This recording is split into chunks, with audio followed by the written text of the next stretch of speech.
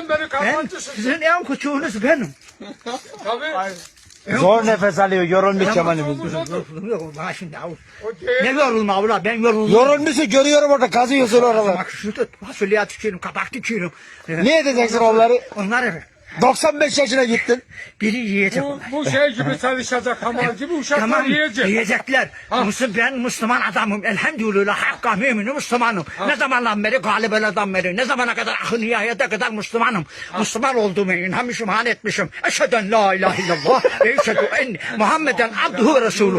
Allah birdir. Allah'tan başka ilahi yoktur. Şehadet ederim ki akı zaman Hazreti Muhammed Mustafa sallallahu aleyhi ve sellem Allah'a kulü ve Resulü ve Hocaları elçisidir. hoca etmiş oldu. Tamam.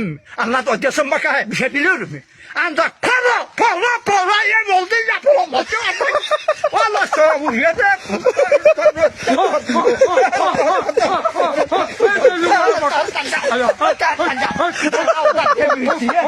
Ha bu suyu niye çalıp yapmak?